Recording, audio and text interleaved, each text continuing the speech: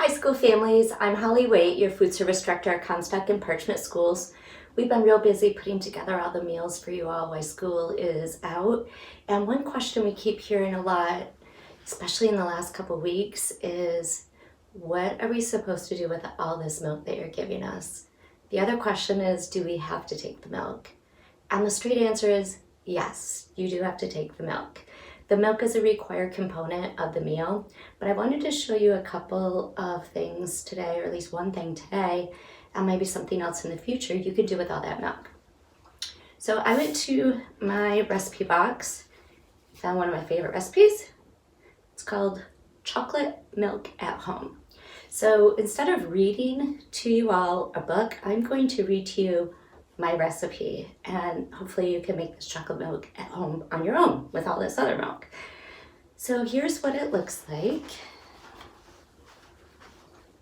Here's my recipe.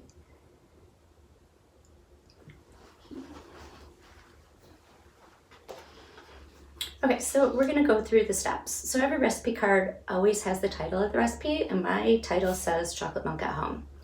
And then it's from, and my from is Mrs. Fate. Sometimes it's your neighbor, sometimes it's your mom, sometimes it's your grandma, sometimes it's your friend. So I'm gonna go through the steps of chocolate milk at home.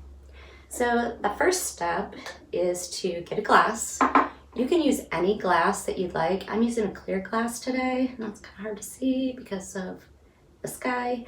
But I'm using a clear glass just so that I can show you kind of what it looks like with the milk and the chocolate in the glass. You can also use other glasses. Like this is my other favorite one, just like a little glass. So you can use whatever glass you want. All right, kids, so what we're gonna do next is we're gonna take the milk, like you've all seen this milk. We're starting to hand out the bigger bottles of milk now for multiple meals. So I'm gonna use this as an example. Let's see. So I usually like to start, if I want a full glass of milk, I usually start with about half. So there's my half glass of milk. So step one was pour milk in a glass. Step two is drizzle or pour in the chocolate syrup. So this recipe has two ingredients. It's a glass of milk and 4 or 5 tablespoons of chocolate syrup. There's 2 different chocolate syrups I was very eager to find at Walmart. The first one is the Hershey syrup. The second one is the Walmart brand of chocolate syrup. And I found both of these in the ice cream aisle by the ice cream cones and stuff. So I'm gonna use the Walmart one.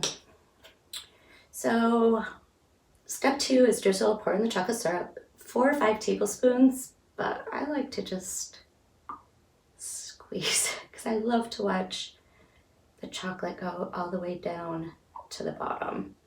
So I always think there's enough if I can just see a little chocolate at the bottom. Step 3, stir with a spoon. So you mix up all that deliciousness. Any old spoon will do. It's all mixed up.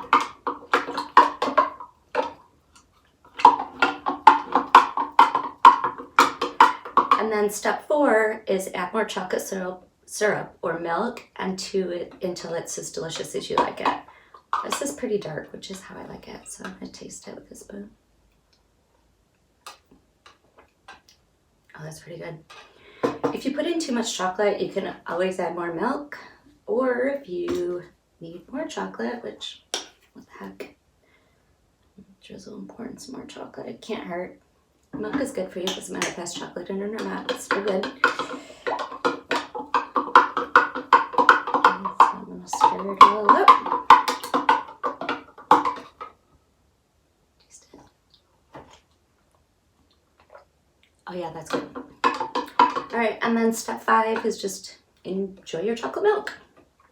So this is the first part of a series of recipes that I'll be reading to you from home or from work, along with some of my staff of things that you can do to get rid of some of that milk. Some ideas we have are making homemade ice cream, easy mac and cheese recipe, pancakes was another idea thrown out there, au gratin potatoes, and of course, Jell-O. So until next time, please take and drink your milk. Bye, families.